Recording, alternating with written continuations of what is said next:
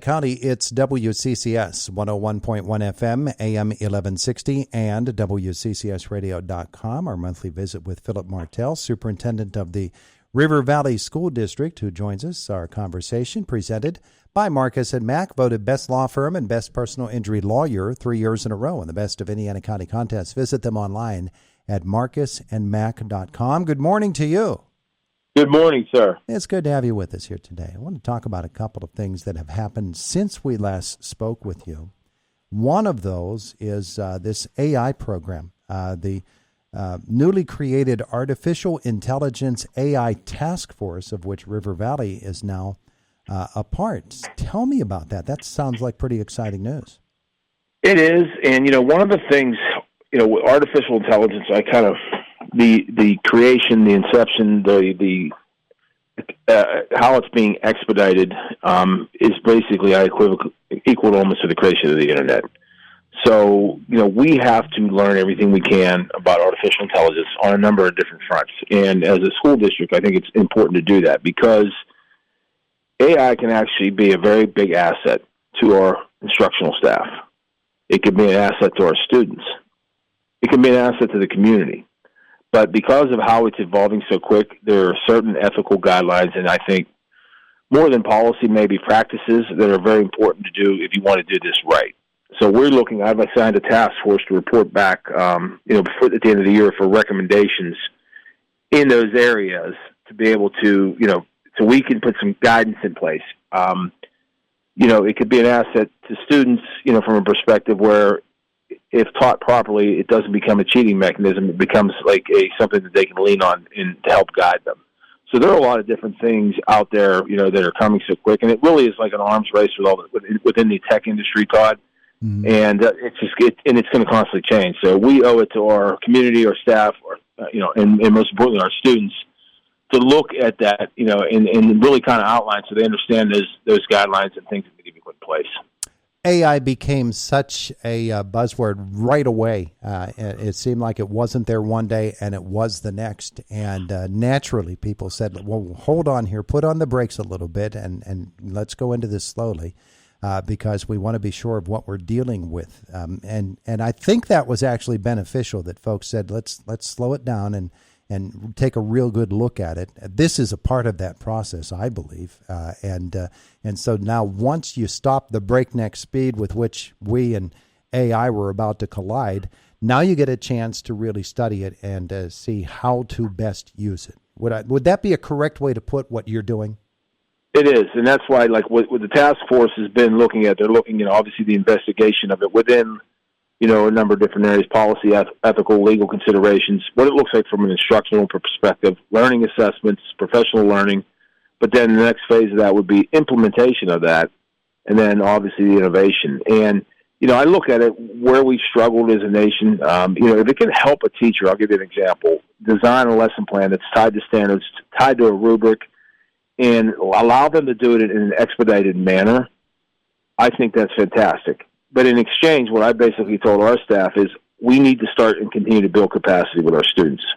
We're getting away from that, and that's what building capacity, having those conversations, understanding our students better. That's what we've been missing as a nation in public education, in my mind, in the last 20 years.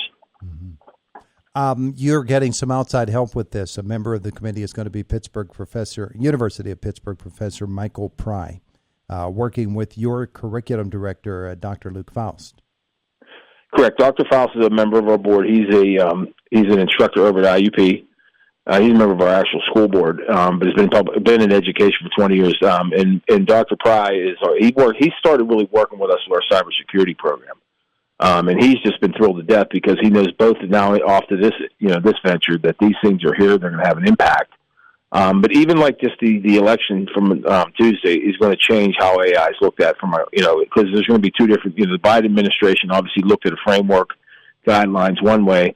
The Trump administration is going to have their take on it. So I just literally forwarded them an email today and said, these things, according to the Trump administration, are possibly going to change. We need to keep an eye on, because the administration is changing how we evolve in our best practices in putting this in place. Mm-hmm. Mm-hmm. All right. So we'll watch that develop. How many members are going to be on that committee? I think we have upwards of 20, and we put it out there for volunteers. We have a nice mix from our, every level of elementary, middle, and high school. We have some administrators on it.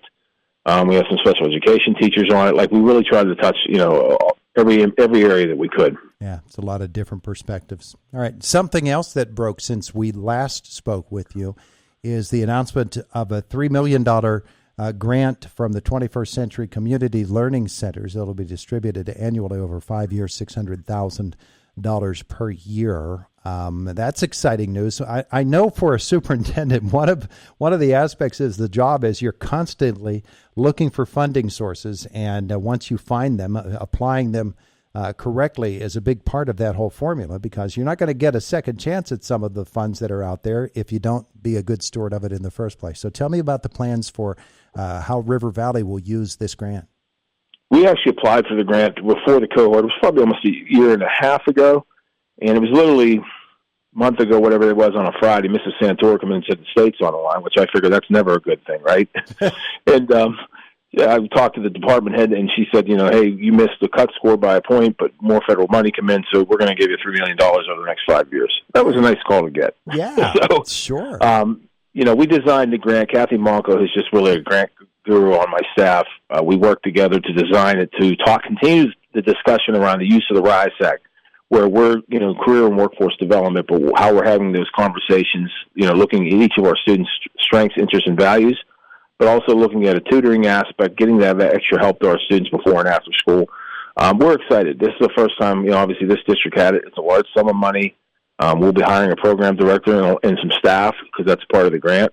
But we're really in the resources, and we also have some computer science in there at the elementary level. So it's been a blessing, and it's exciting at the same time. Yeah, tell me about RISEC. What is that?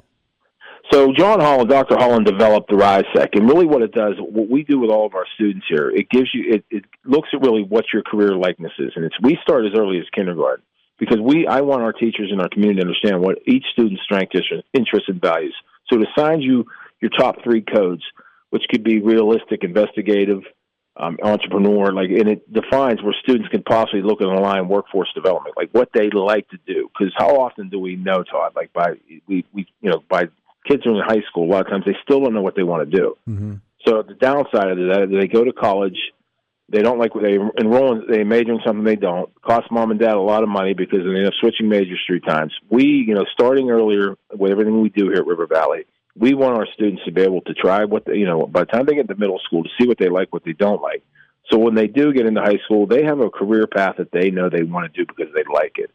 And that's a big part of what we do in life. Imagine working a job you don't like for 20 years. It's not a good thing. You can't be happy about it. So this framework was developed by Dr. Holland, and we use it here. It's simple. It's similar to the government, how the government gives an ONET test that looks at the similar areas. A lot of colleges are involved with this now. They're using this tool.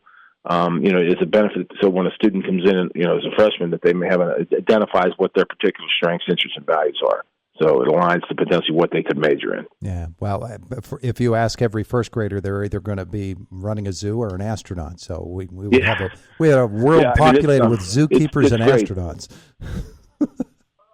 No doubt. But, we have career days. This was just great. If you come to our elementary schools, you'll be able to see each student knows their first top 3 letters, and they're able to have that conversation with mom and dad, or really anybody. To the point in the spring when we host the League of Innovative Schools conference, we're actually doing a reverse career fair, and it'll be our 4th and 5th graders. Oh yeah, sounds like a fascinating program, and getting the funding for something like that is a key. There are plenty of school districts out there with great plans and wonderful ideas, but if you can't go finding the money for them, then they tend to just wither on the vine, and you never get a chance to harvest that. And so that's a good thing, isn't it? It is, and we're getting a lot of non-traditional public education grant money, a lot of workforce money. The Commonwealth has, they've been in and taken a look at our programs at the STEAM Academy, so they know we're producing, we're doing what we say we got to do. So those grants help. You're right. Finding that money is key. Yeah, absolutely. Hey, coming up, we only have a couple of moments left, but I know that River Valley always does something special for Veterans Day, just as all of our school districts do. And there's some wonderful music programs in the Blairsville community with that wonderful Blairsville Community Band. But what are River Valley's plans for Veterans Day? Salzburg's been traditional with like a drive-through for veterans. We're going to continue that path, and obviously there'll be an event at Blairsville Elementary. So that's the least we can do, for the service of our veterans and what they've done for our country to keep us, free and to defend us. So we'll continue to do the same traditional those traditional events to salute our veterans. Terrific. All right, here we go. Thanks so much, Philip Martell, Superintendent, River Valley School District, for spending some time with us. Absolutely. Take care, Todd. You too. Bye now. There's Mr. Martell in the River Valley School District. It's Indiana in the Morning, and it's WCCS 101.1 FM, AM 1160, and WCCSradio.com.